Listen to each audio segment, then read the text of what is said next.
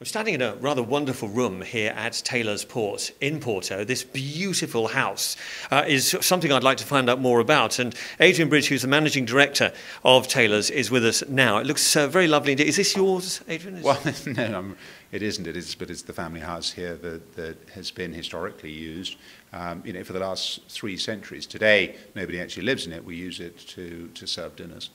Looking at this room, it's a very ornate room. You would have presumably had a wonderful view over the city, although there's the lodges there now and so on. I mean, this is where the family would have been based with the whole business? That's right, yes. Historically in front there was just a garden, and it's now been constructed. I mean, there's still a piece of garden there, but not with quite the same view. But yes, this is an old house that we have used over the years. And the house has been adapted. When this was first built, there were no such things as public conveniences, as it were. So the loo was a later addition and was added on the end of the property. So it does mean that when guests come here, we have to send them out, up the stairs, along the corridor to get to the loo. Now, the problem with this is that the house has sort of creaked over time. So the corridor is actually at quite some angle.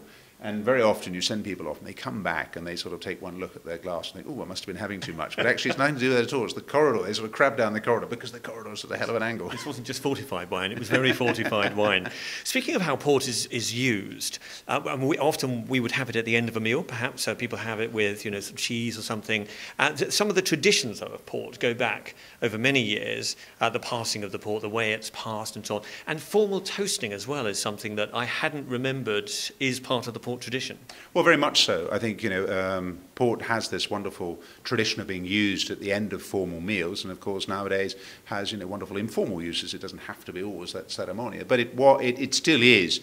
And in fact, behind us we've got a few examples here of menus from Buckingham Palace and from Windsor, where Her Majesty is using port to toast her guests.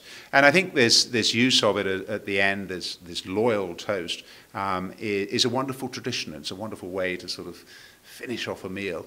What about passing your port over the water? You were explaining there's a table laid out here for a meal tonight, and you would take your port at the end and pass it over your water glass. So is that right?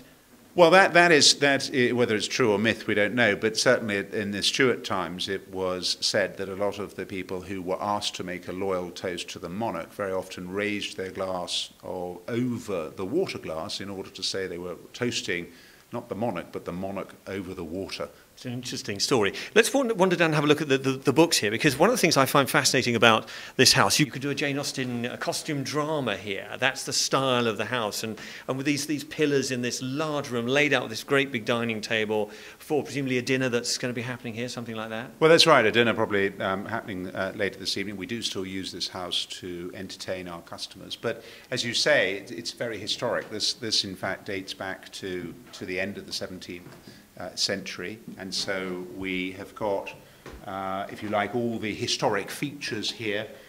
It's painted in this lovely sort of Wedgwood blue. We've quite a lot of traditional aspects to it, and of course quite a lot of historic records as well of the company. I was looking at these old books. I mean, they're terribly dusty, and you can see sort of they're very old leather-bound books, and clearly used a lot with the cracked leather on the backs of them. What are all these for?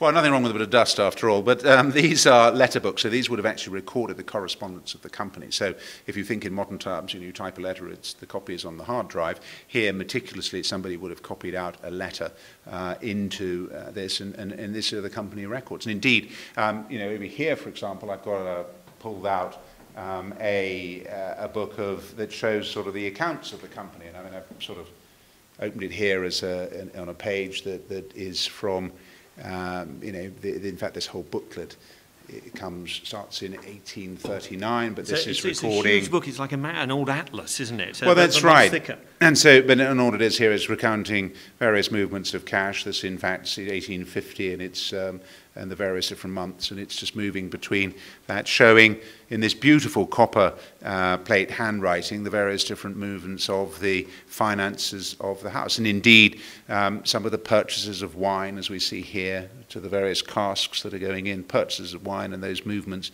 taking place, to the stock account, to the cash account. It's so beautifully written, it makes the computer look messy, doesn't it? It's absolutely well, I think, done. yes, Of course, one could always change the font, but I think in these days, you look at these wonderful books and you realise, how much was involved. I mean, there are many things that we do today that have obviously got a lot simpler.